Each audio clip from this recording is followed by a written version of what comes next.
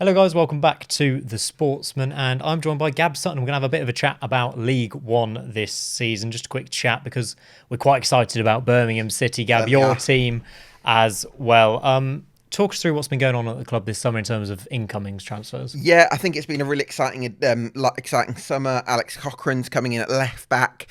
You've got Mark Leonard coming in midfielder, outstanding for Northampton last season. You've got 1, 2 wingers that look really exciting as well. You've still got a core of good Championship players from last season, like Koji Miyoshi and Paik Sung Ho, and several really good defenders as well. So I think it looks like a really strong squad with Hansen on the left as well. So I think it looks like a good squad on paper.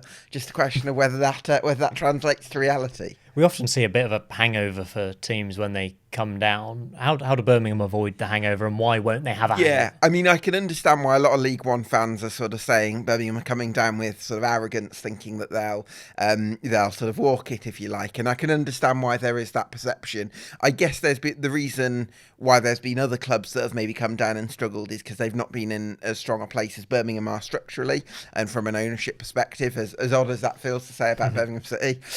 So I think that's going to help. Talk about whether Birmingham are going to get 100 points and absolutely run away with the league. I think important to keep expectations a little bit in perspective, but it looks like a very strong squad for the level, that's for sure. We've obviously got to talk about the manager, new manager at the helm.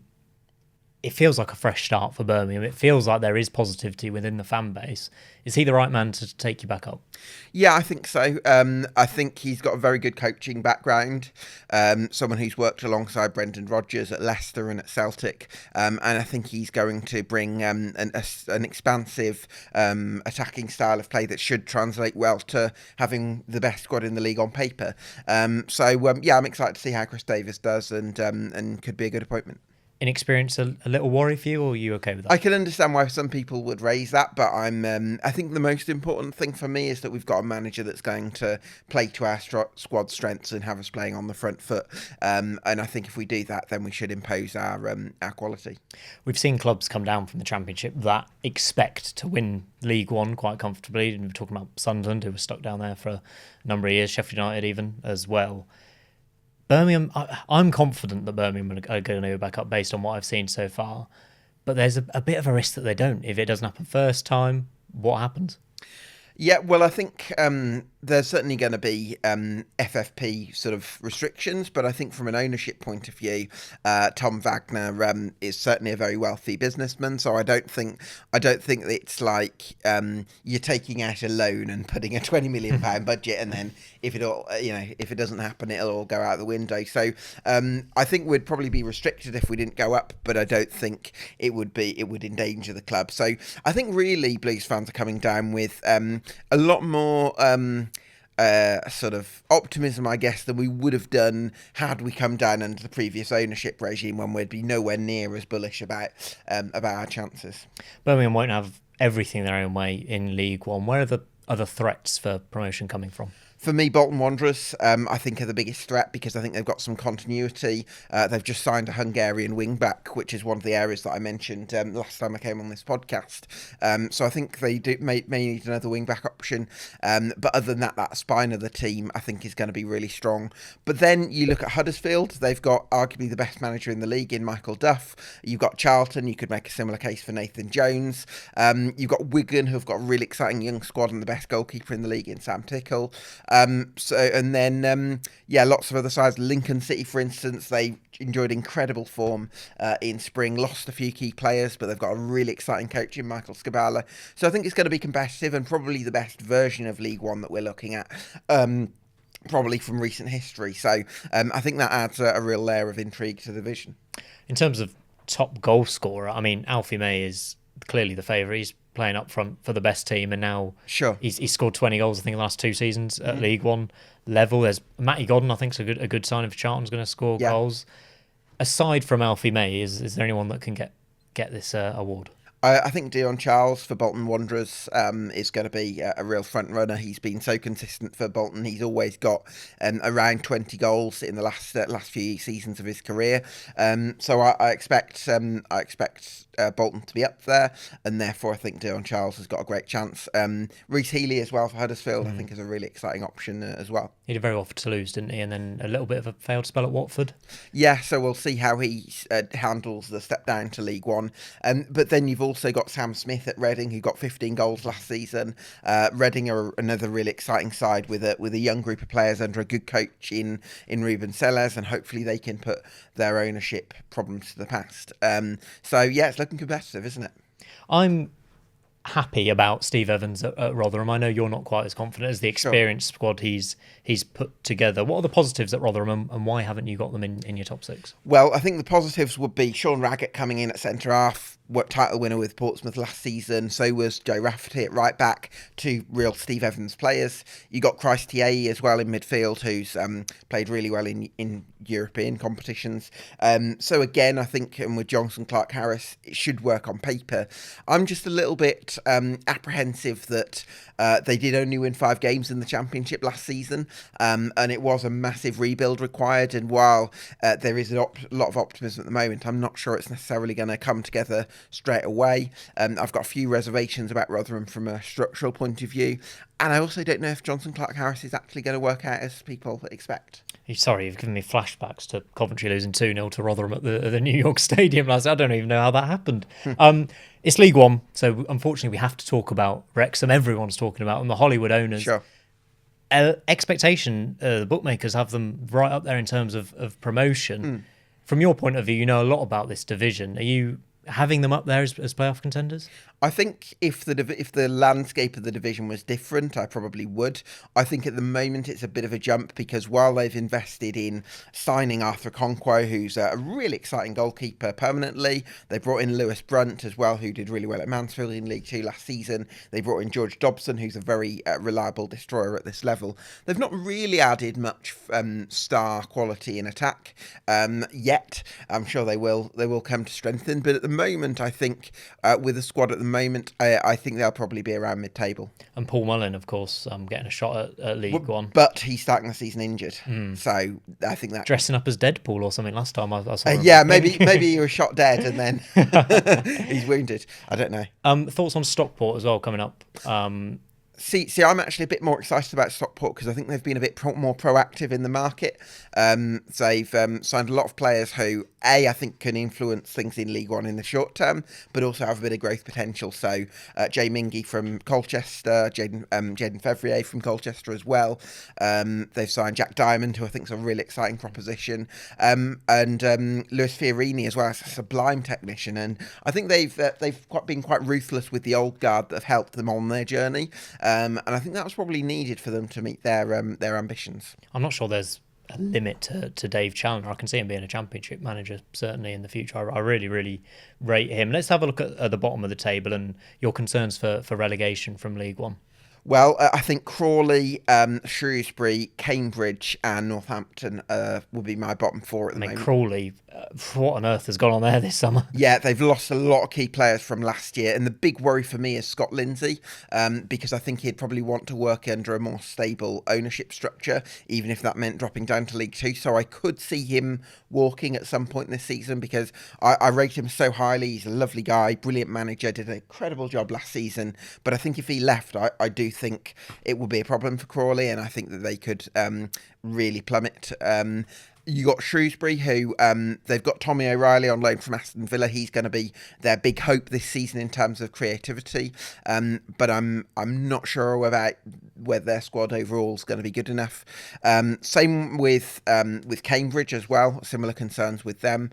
And then I think Northampton losing Mark Leonard is going to be a massive blow to the Cobblers, along with 1 or 2 other key players like Sam Sherring and Kieran Bowie. So for me, Northampton might plummet from mid-table last year. And finally, to finish off our League One chat, have you got any surprises or things that we should be keeping an eye out for in League One this season that aren't just Birmingham getting 100 points? I think Reading, I think a lot of people are going to underestimate Reading because of the ownership issues, and I totally get that because chaotically run clubs rarely do well, right?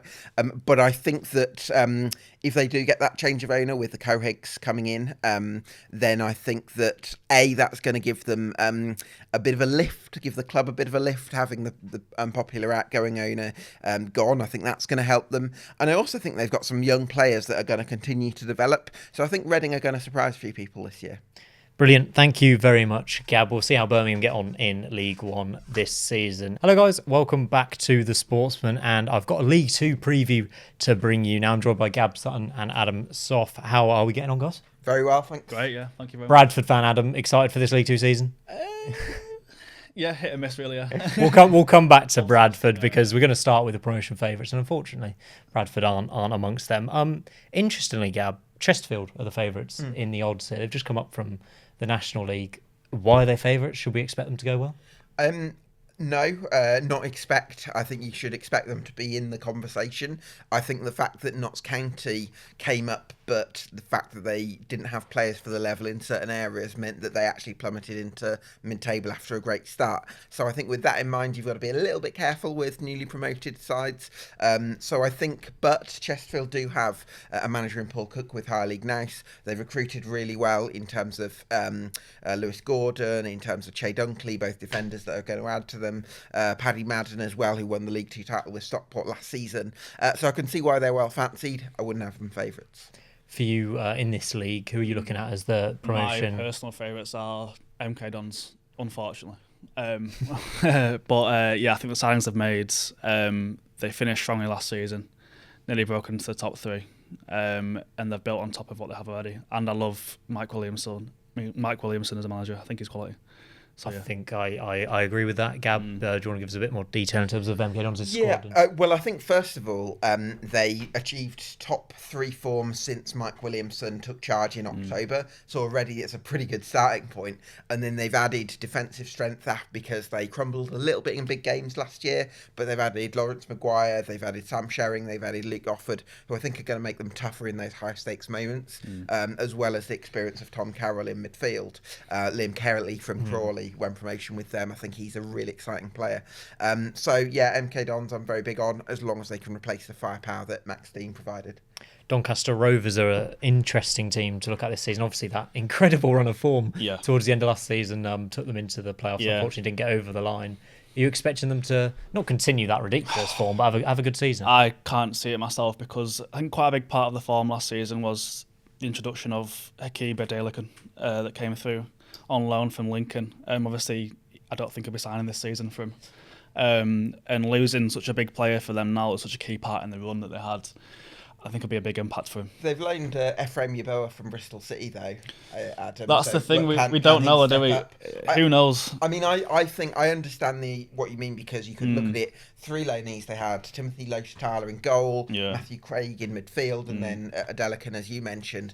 But I think if you're looking at a template, I think the last 10 games of last season showed that there is a template in place, and as long as you can replace those key individuals. Yeah, they kept Molyneux and exactly. They've signed Sharp as the experienced pro now. I cannot wait to see Billy Sharp. How old is he now? 50. Give him some 39 or something. See, I actually think Sharp coming off the bench. I think Joe Ironside's got to be the number one striker after the 20 goals. Ironside as well, yeah. They have a good team. Yeah. So, yeah. I see this as a good opportunity for Doncaster, but I was pretty sure they were going to win the playoffs, and they obviously lost the semi-final against Crewe. Do you think there'll be a bit of a feeling of a missed opportunity last season? I mean, you see often in League Two, teams that sort of fall short in the playoffs have a little bit of a hangover the next season. We did last season after making it the season before. Then again, look at Stockport last season. They lost the final, and they went straight up as champions last season. So it might impact them a little bit, but I think Grant McCann will be stronger mentally, and that'll get them going again this season. And quite a lot of eyes, I think, are going to be on Port Vale this season in League Two. Darren Moore in charge, making a eye-catching signing in particular, right, Gab? Automatic promotion contenders for you? Not automatics for me, Okay. but I do really like the signing of George Byers. I think Sheffield Wednesday, you could argue, would have got top two over Kieran McKenna's Ipswich in League One had George Byers stayed fit for the remainder. So that just tells you the scale of the Coots. Sliding doors moment. What if Ipswich had lost in the playoffs that Exactly, season? Kieran McKenna. Exactly, yeah. But I think they've got a really good squad. They've signed Laurent Talladge, who ripped it up with Aldershot in the National League last season. I think he could be one of the top goal scorers in the league. So Port Vale look good. I'm personally not a huge Darren Moore advocate, so I would only go playoffs for them. Any other kind of promotion contenders that we should be looking at? Obviously, 7 teams in the playoffs here. Bradford. Yeah, let's talk know, about yeah. Bradford. Are you feeling positive I'm heading into quite this one? optimistic, yeah, because we started pre-season quite badly, lost to Charlie and Guiseley away. But the first few games of pre-season are always about fitness, aren't they? We played Sunderland last week, beat them 2-1, or beat a weak team from them. But I think our strength going forward in what we have Andy Cook, Jake Young, Callum Kavanagh, even Oliver and Smith in the ranks as well. And number 10s we have as well with Walker, Point and Sarkovic. I think we have one of the best attacks in the league. Not trying to be biased, but yeah. But I think I've heard that Bobby Poynton isn't expecting to be first choice this season. Which Not at all. You're joking, really? I know, yeah. After For the me, impact you should be. Every fan thinks that you should be, but this no. is the worry that I have with Graham Alexander. I think he has a bias towards older players. Definitely, yeah. And definitely. I look at the profile, the composition of this squad. You've got 10 players, Adam, in their 30s. Yeah. You've got 8 players in their late 20s. And you've probably got 3 that are going to be better than last season, like Bobby Poynton, who are going to be Kieran Kelly, I like as well. On, yeah. But those are 18 players who are either going to stagnate or decline. Yeah. I just don't see how you make The only thing is our players above 30 years old are quite important players as well. But that's even more of a worry. Then, So you're asking Andy Cook. At some point soon, they will decline. Do you know what I mean? We're waiting for Andy Cook to stop scoring goals now. It will happen at some point. We all know that. But I think he does favour his older players, definitely. I think the number 10s we have Patterson, Walker and Poynton. Sure. And you just know that will favour Patterson and Walker. But this is the issue, because Mansfield got by with an older squad last season, but they looked after the ball really well, whereas Graham Alexander's side, so they just whack it. It's counter-attacking football. But then you've got to have the legs for that. Yeah. This is an ageing squad. Yeah, well, apparently his pre-seasons are quite rigorous. So he's taken to Austria.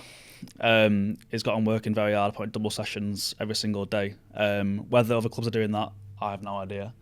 But you can tell that he's taking quite a big, think about the fitness of the team and the fitness of the older players to make sure they can do the whole season. So is the manager a big plus for you and a reason that you think Bradford will get into the playoffs? I think he gets the club, definitely. I think we've had managers in the past that don't really get the club, because we're quite a unique club in my opinion. We've sort of been through it all. The fans have very high expectations for League Two, stupidly high. But I think he sort of speaks well, he comes across really well, so everyone sort of likes him. And Gab, any worries about the manager at Bradford? I personally don't rate Graham Alexander as highly as others. I think he's won promotions before when he's had far more individual quality than other players, but I think it's more of a level playing field at Bradford. I think he might struggle, especially with those structural concerns at Bradford City. I think Andy Cook is top of the market to be top goal scorer in League Two or near the top. Are there any other names that you think we should be having our eye on? Obviously, Paddy Madden is now at Chesterfield. Paddy Madden, Charlie Wyke at Carlisle. Yeah. Can I give you a name? Alassana Jatta, because Notts County. Because if let's say Macaulay Langstaff was still at Notts County, he'd be very much top of the running, if you like, to be top goal scorer. Alassana Jatta doesn't have his goal scoring history, but he's much more of a physical profile, and he's probably more of a striker that defenders would hate to play against, because he's big, he's strong, he's quick, and he'd be an absolute nightmare. And just like Macaulay Langstaff has been in the last 2 years, he'll be a beneficiary of the system that gets wing backs really high. Has Jody Jones. I mean, how many assists did he get last year? Exactly. Yeah, you've got Jody Jones delivering for you. Yeah. So I think with that sort of system and that sort of creativity, I think Jatta could catch fire if he's going to be the number one striker. The beauty of League Two for me is that 7th playoff position. Yeah. Is there any team that you think could be going slightly under the radar here that could potentially push on? I mean, Doncaster were 20th in like February, and they got in there. The gap between, say, 7th and 20th is normally nothing in League Two. Yeah. It's like literally could be anyone, but I'd say Grimsby could sneak in this year under David Artell. Interesting to see what he does there after his reasonable success at Crewe, I think you'd have to say, right? That's the thing, yeah. I think he's a great developer of players, Dave. Definitely, yeah. As well, isn't he? Yeah. So I expect him to make progress there. Yeah. And you go, Ben? For me, I like Grimsby. I think they'll get into the top 10. My top 7 pick is Tranmere Rovers because they enjoyed top 10 form after Nigel Adkins got the permanent job in November. And there's been very low squad churn. They've kept the players that they've wanted to, other than Rob Apter. So they're going to have to replace him. But I think if they can do that, and they've made some good additions already, I think Tranmere could be ones to watch. Genuinely brilliant managers in League Two, aren't there? I mean, you look around. Manager of the season, I'll throw that one in there as well. If you're looking now, who do you think is going to be manager of the season? We probably have to say Williamson. I'll say Williamson there, for me. Yeah, I do really like him. So yeah, Williamson. Mm-hmm. I think possibly Stuart Maynard at Notts County to be a little bit different because I think that they've got a really good in-possession identity and they've made defensive tweaks like bringing in players like Jacob Bidet, which I think is a brilliant signing. I think they're going to be stronger defensively this season and have a bit more balance about them. Yeah, they do. A bit more depth in midfield. I think they've learnt a lot of lessons from last season, but they've still got that in-possession identity. So for me, Notts County get top 3 and I think Maynard could be in the conversation for Manager of the Year. Brilliant. I'm so excited about this League Two season. I feel like it's so open as it kind of always is. Anything could happen. We obviously fancy MK Dons a bit. At the bottom, looking at 2 relegation spots here, how do we feel about the bottom clubs here, Gab? Harrogate Town are a big worry for me because I think that their spine is a big question mark. Goalkeeper, I think they've got a good goalkeeper, but they've lost Rob McDonald at the back, who is aerially dominant. I don't think they've got another centre half like Concrete him. Rod. Oh. Exactly, Concrete Rod, yeah. I'm going to try and get that in my head. I don't think they've got a midfield general that I would trust to run many games, and I don't think they've got a striker who's going to put the ball in the back of the net because their only out-and-out striker is Josh March, and I think he only scored 1 goal for them. Mm-hmm. So for me, Harrogate Town, based on their spine, are a big concern, and I think Accrington Stanley go down as well. I'd say Accrington for me. Harrogate definitely down there, especially after losing Ado as well to Peterborough. Why are we both saying Accrington, just to touch on that? Well, they've been a bit of a mess out there recently after the sacking of John Corman as well. I think the fans are a bit unsure on the leadership of the club at the moment. And I think after Corman left last season, they were shocking to watch, Accrington. I remember seeing them away against us and I think we beat them 3-0, but it's the worst team I saw all season. So if that carries into this season, then they'll go down. Agreed. Yep. And National League playoff winners were Bromley, right? Yeah. Interesting we're not throwing them in the relegation zone, given the size of the club and stuff. But newly promoted clubs never go down. They tend to do well in League Two normally. Yeah, I think for me, Bromley, I think they'll be just fine. I think they've got that spirit and synergy and cohesion that got them up from the National League last season. Yeah, and they've got Michael Cheek who's going to score the goals. Yeah, I think they'll be high on confidence from last season definitely, and don't want to upset some people. I guess there's that thing of, because only one team goes up automatically from the National League, the standard's so high to actually get up it's that sort of like they can't go down. Because you feel like the top 4 National League teams would probably be very competitive in League Two, and I guess that's the argument for 3 up, 3 down again. I don't know where you guys sit on that. I think that should be a thing now. I think it's gone on too far. You see teams like Wrexham and Stockport coming up from even Chesterfield now from the National League. They were way too good for the National League and even League Two at times. So I think the argument for 2 down though would be that having Football League status is a badge of honour. Yeah, and I almost think like you've got to really earn it to get that Football League status, because when clubs have gone down from League One to League Two, it's difficult to take, but it doesn't crush you emotionally. Whereas when, for instance, Bristol Rovers went down in 2014 before winning back-to-back promotions, it was like absolutely kill, it's a horrible sort of moment, if you like, and I think that thing of losing your Football League status, by that measure though, you're saying it's a badge of honour, but if you can be so bad and finish 22nd in League Two, you can win a handful of games and stay up, depending on circumstances of other clubs. I feel like potentially we need to reward the National League quality. I think definitely, you see when Notts County went up for the playoffs, I mean, they got so many points that season and they could have ended up not going up. And you compare them to 22nd in the league, they'll be a better team than them. So I think 3 up, 3 down is justified at the moment. Let's end this with your 3 teams to get promoted from League Two this season. Or 4. You can go for the playoff winner as well if you want. Go on, Gab. For me, it's I think MK Dons win the league. I think Notts County and Doncaster follow them up automatically, and I think Gillingham win the playoffs. Gillingham, interesting. Do you want to touch on Gillingham? We haven't mentioned Gillingham, them. I think they've got a solid defensive foundations that Mark Bonner inherits. I think they've added attacking quality, and they've got a manager who's won promotion from this level before. So I think Gillingham will be in the mix. Brilliant. So I think MK Dons win the league. Port Vale. I like Port Vale. Yeah. Darren Moore in decent teams tend to do well, so I think he'll do all right.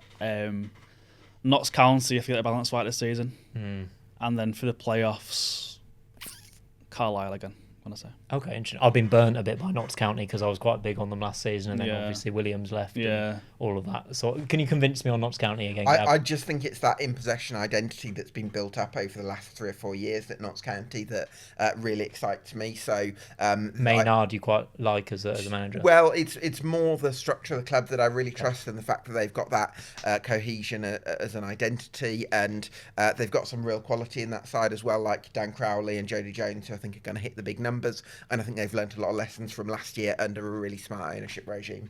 Brilliant. I think that's a perfect place to finish our little League Two preview. Thank you both very much for joining me, and we'll see you next time on The Sportsman.